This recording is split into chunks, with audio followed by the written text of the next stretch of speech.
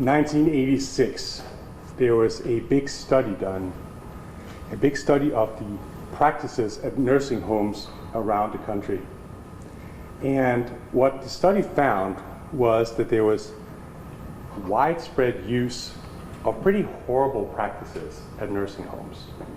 The use of both physical restraints and chemical restraints were commonplace in many facilities. And what the study showed that those restraints were by and large used for the convenience of staff, and misguided by an idea that by restraining older people, that you could prevent them from hurting themselves. Now the conclusions was, one, these practices were inhumane, and two, they were dangerous. Restraining elderly individuals causes injuries, it doesn't prevent them. That led the federal government to enact what was called the Nursing Home Patient Bill of Rights, federal legislation that govern nursing homes all over the country. And each state has enacted laws that mirror that, incorporating it into the state law, Texas included. And with that legislation, that Bill of Rights, things have started to change. One of the most important rights in this piece of legislation is freedom from restraints. It's straight up says that. A person does not lose his personhood when they become old.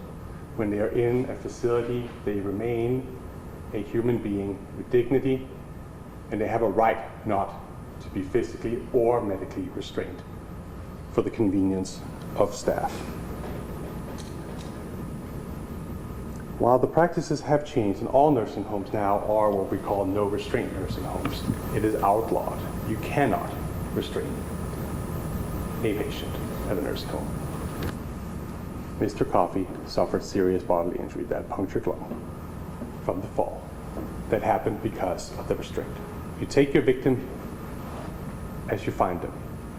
He doesn't get a benefit because Mr. Coffey is in a bad state already. In fact, that's why there is a charge, injury to an elderly, why that's a bigger deal. Because Mr. Coffey is essentially defenseless and relying on Ezel Thompson. And he tampered with evidence. Clearly, he hit the chair, he hit the bed sheet, he lied on the incident report, and he lied to the internal investigation as well.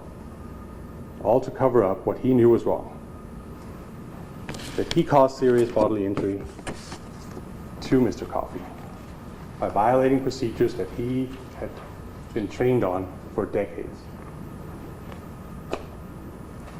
This case is about basic human dignity of our loved ones. When they're put in a facility, we need to be able to trust that they're taken care of.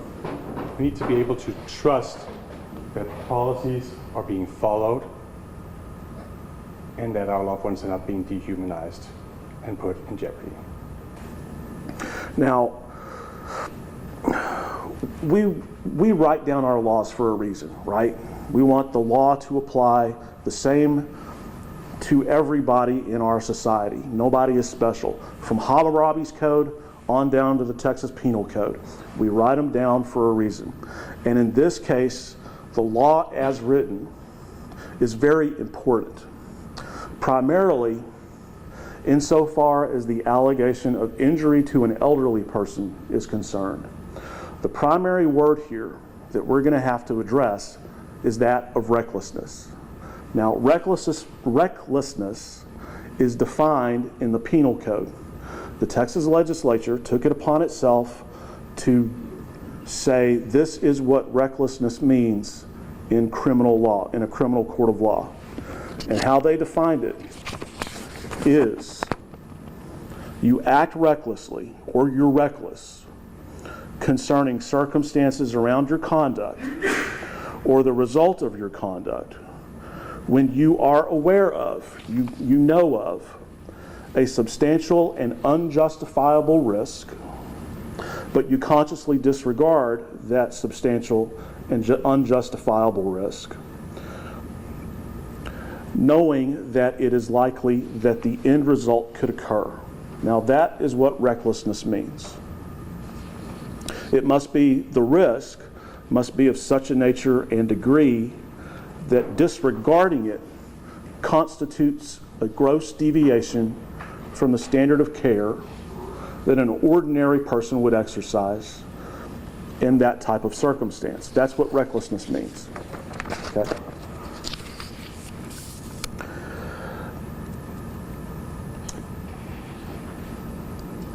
There will not be evidence in this case that Mr.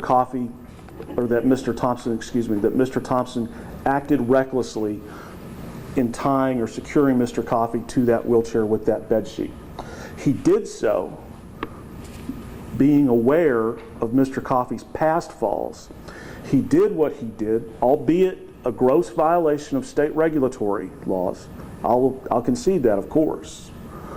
He did it out of a concern for Mr. Coffey and the fact that he had fallen in the past. In other words, he did it in an effort to try to prevent Mr. Coffey from falling again and hurting himself. Now, if that's recklessness, I don't think that jives, that comports with how the legislature has defined recklessness for us.